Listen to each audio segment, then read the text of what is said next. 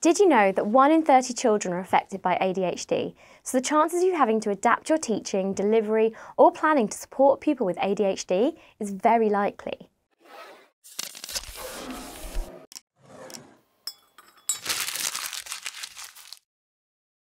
Hi everyone, I'm Natalie from My Progression, and this video is the first in a series all about ADHD. In this video, we're going to look at what ADHD is and how it can affect your pupils. Our next video in the series will give you some helpful guidance to make sure your classroom is the sanctuary they need to learn and engage in a way that works for them. But first, what actually is ADHD? ADHD stands for Attention Deficit Hyperactivity Disorder. You may have seen the stereotype associated with ADHD with children who are running around, unable to sit still, or struggling to listen in class. But there's so much more to this developmental condition. ADHD is likely to present in 3 different ways. Inattentive presentation. This is where pupils may struggle to concentrate or their attention span may be shorter than most. Hyperactive presentation. This is where pupils are predominantly overactive or impulsive, either in the classroom or their day-to-day life. And combination presentation. This is where a pupil experiences both the previous presentations and is often the most severe kind of ADHD. Boys are more commonly diagnosed with ADHD, with a ratio of 6 boys diagnosed with ADHD for every 1 girl. Typically, girls present with more internal symptoms which they're able to mask easier, whereas boys will typically be diagnosed with hyperactivity or impulsiveness. This does mean that girls will often not be diagnosed until later on in life, if at all. It's important to remember that as educational professionals, our role is not to diagnose our pupils with ADHD.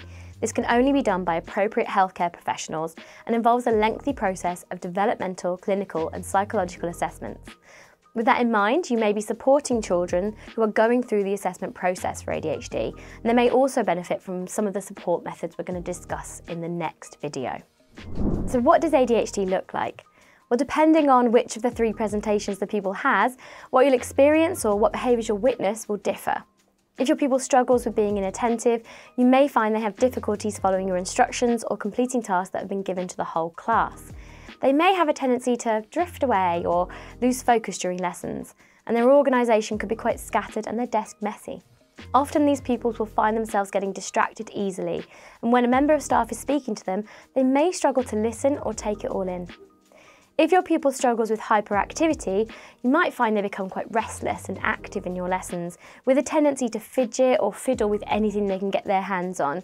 They can be quite talkative, might find it difficult to sit quietly without making noise, or you could find that their fidgety feelings take over and they start running around, even if it's not appropriate to do so.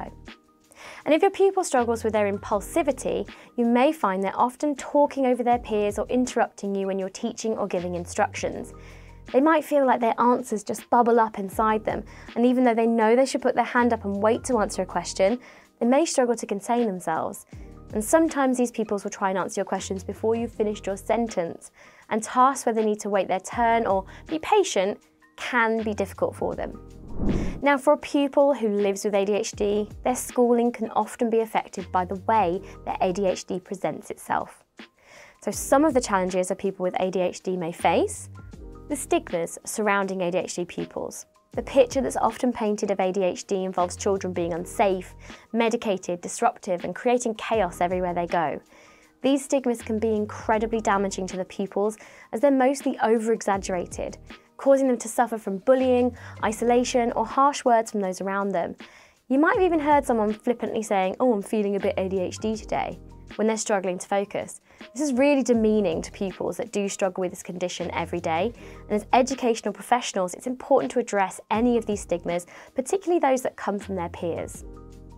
Underachieving at school or experiencing learning issues. Any pupil that struggles with staying attentive and processing information is likely to have a different learning journey compared to a pupil who finds this easier. Becoming regularly distracted could mean the pupil's missing vital bits of information that's integral to their learning, meaning they underperform in assessments or misunderstand tasks. Developing social or emotional problems. ADHD pupils often see the world differently to neurotypical children. Because of this, they may miss social cues from their peers, or other pupils may find them difficult to work or play with if they interrupt or struggle to concentrate. These pupils can feel isolated from their neurotypical peers, resulting in low self-esteem, smaller friendship groups, or other issues such as anger or emotional outbursts. Now, I've witnessed the effects of this with a young person in my family. She really struggles with impulse control and would often end up being put in isolation, away from her peers. This led to her being called weird by the other children, and she really struggles with lack of self-esteem to this day. Higher risk of exclusion. ADHD pupils can struggle to control their impulses or overactivity, which may result in poor or unsafe behaviour.